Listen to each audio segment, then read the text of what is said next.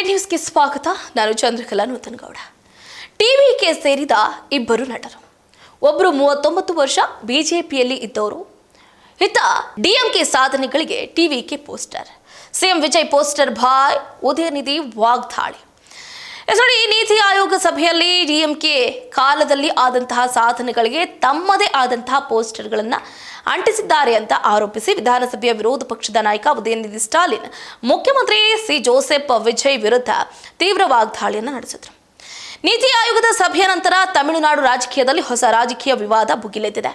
ದೆಹಲಿಯಲ್ಲಿ ನಡೆದ ನೀತಿ ಆಯೋಗ ಸಭೆಯಲ್ಲಿ ಡಿಎಂಕೆ ಕಾಲದಲ್ಲಿ ಆಗಿರುವಂತಹ ಸಾಧನೆಗಳಿಗೆ ತಮ್ಮದೇ ಆದಂತಹ ಪೋಸ್ಟರ್ಗಳನ್ನು ಅಂಟಿಸೋದರ ಮುಖಾಂತರ ವಿಧಾನಸಭೆಯ ವಿರೋಧ ಪಕ್ಷದ ನಾಯಕ ಉದಯನಿಧಿ ಸ್ಟಾಲಿನ್ ಅವರು ನೂತನ ಮುಖ್ಯಮಂತ್ರಿ ಆಗಿರುವಂತಹ ಜೋಸೆಫ್ ವಿಜಯ್ ಅವರ ವಿರುದ್ಧ ತೀವ್ರ ವಾಗ್ದಾಳಿಯನ್ನು ಕೂಟುಕಿದ್ದಾರೆ.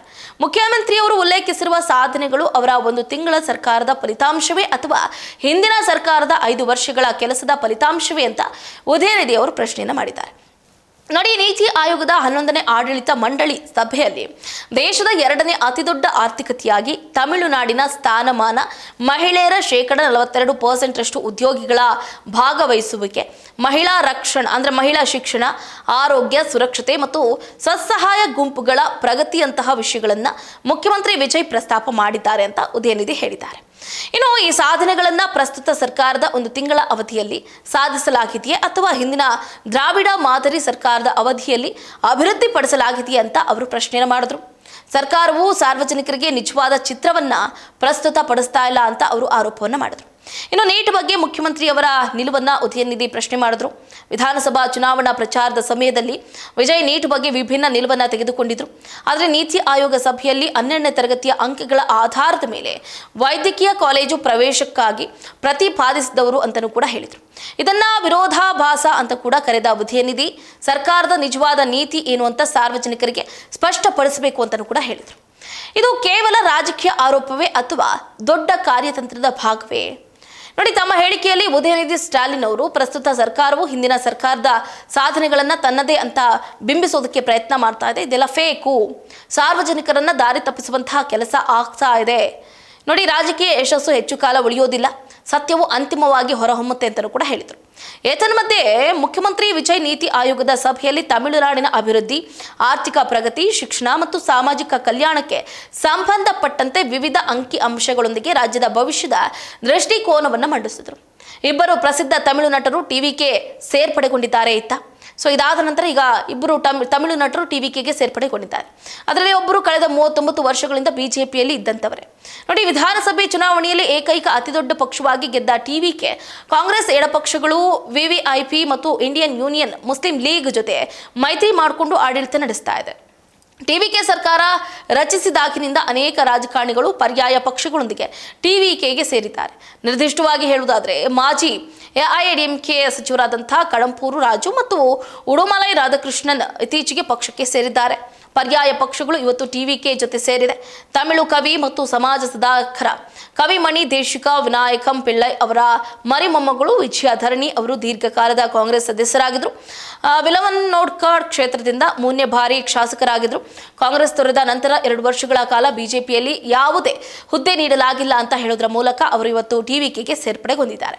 ಇನ್ನು 39 ವರ್ಷಗಳ ಕಾಲ ಬಿಜೆಪಿಯಲ್ಲಿ ಅವರೊಂದಿಗೆ ಪ್ರಯಾಣಿಸಿದ ತಮಿಳು ಚಿತ್ರರಂಗದ ಪ್ರಸಿದ್ಧ ನಟ ಪಾಂಡಿ ರವಿ ಕೂಡ ಬಿಜೆಪಿ ತೊರೆದು ಇವತ್ತು ಟಿವಿಕೆಗೆ ಸೇರ್ಪಡೆಗೊಂಡಿದ್ದಾರೆ.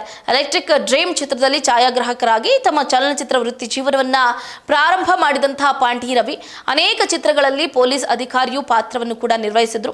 ಪಾಂಡಿ ರವಿ ಗಿಲ್ಲಿ ಮತ್ತು ಜಿಲ್ಲಾ ಸೇರಿದಂತೆ ಎಲ್ಲ ವಿಜಯ್ ಅವರ ಚಿತ್ರಗಳಲ್ಲೂ ಕೂಡ ನಟನೆ ಮಾಡಿದ್ದಾರೆ. ಸಿನಿಮಾದಲ್ಲಿ ಅಷ್ಟೇ ಅಲ್ಲದೆ ಪಾಂಡಿ ರವಿ ಸಣ್ಣ ಕಿರುತೆರೆಯಲ್ಲೂ ಕೂಡ ಪರಿಚಿತ ಮುಖ ಅಂತಾನೆ ಹೇಳ್ಬೋದು.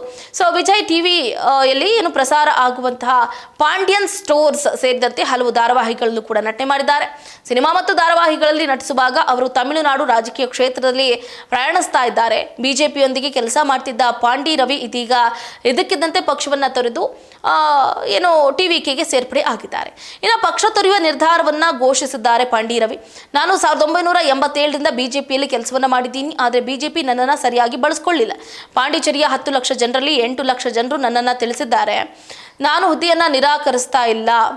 ನಾನು ಇನ್ನು ಬಹಳಷ್ಟು ಕೆಲಸವನ್ನು ಮಾಡಬಹುದು ಅಂತ ನನಗೆ ಅನಿಸ್ತು. ಹಾಗಾಗಿ ಸದಾವಕಾಶಕ್ಕಾಗಿ ನಾನು ಕಾಯ್ತಾ ಇದ್ದೆ. ಚುನಾವಣಾ ಅವಧಿಯಲ್ಲಿ ನನ್ನ ಅತ್ಯುತ್ತಮ ಕೆಲಸಕ್ಕೆ ಮನ್ನಣೆ ಸಿಗದ ಕಾರಣ ನಾನು ಬಿಜೆಪಿಯನ್ನು ತೊರೆತಾ ಇದ್ದೀನಿ ಅಂತ ಕೂಡ ಇದೇ ಸಂದರ್ಭದಲ್ಲಿ ಪಾಂಡಿ ರವಿ ಅವರು ಹೇಳಿಕೆಯನ್ನು ಕೊಟ್ಟಿದ್ದಾರೆ. ಇನ್ನು ಪಾಂಡಿ ರವಿಯ ಜೊತೆಗೆ ಮತ್ತೊಬ್ಬ ನಟ ಟಿವಿಕೆ ಪಕ್ಷವನ್ನು ಸೇರ್ಕೊಂಡಿದ್ದಾರೆ.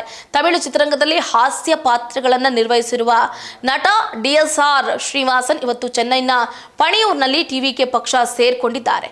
ಒಟ್ಟಾರೆಯಾಗಿ ಹೇಳೋದಾದರೆ ಈಗ ಟಿವಿಕೆ ಪಕ್ಷವನ್ನ ಇಬ್ಬರು ನಟರು ಸೇರ್ಕೊಂಡಿರುವಂಥದ್ದು. ಒಬ್ಬರು 39 ವರ್ಷ ಬಿಜೆಪಿಯಲ್ಲಿ ಇದ್ರೂ ಕೂಡ ಈಗ ಟಿವಿಕೆ ಪಕ್ಷಕ್ಕೆ ಸೇರ್ಪಡೆ ಆಗುವುದರ ಮುಖಾಂತರ ಒಂದು ಅಂದರೆ ಏನು ಅಂತಂದರೆ ನಾವು ನಟ ಕಮ್ ರಾಜಕಾರಣಿ ವಿಜಯ್ ಅವರ ಜೊತೆಯಲ್ಲಿ ಯಾವಾಗಲೂ ಕೂಡ ಇರ್ತೀವಿ, ಅವರ ಜೊತೆಯಲ್ಲೇ ಸದಾ ಹೆಜ್ಜೆಯನ್ನು ಹಾಕ್ತೀವಿ, ಅವ್ರು ಮಾಡ್ತಾ ಇರುವಂತಹ ಉತ್ತಮ ಕೆಲಸಗಳಿಗೆ ನಾವು ಕೂಡ ಕೈ ಜೋಡಿಸ್ತೀವಿ ಅಂತ ಬರ್ತಾ ಇದ್ದಾರೆ ಒಬ್ಬೊಬ್ಬರೇ.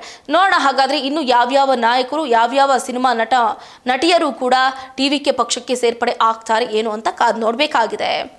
ಇದಾಗುತ್ತೆ ಇವರೆಗಿನ ಅಪ್ಡೇಟ್. ನೋಡ್ತಾ ಇರಿ ಸ್ಪೀಡ್ ನ್ಯೂಸ್, ಸುದ್ದಿ ನಿಮ್ಮದು, ಬೇಕಾ ನಮ್ಮದು.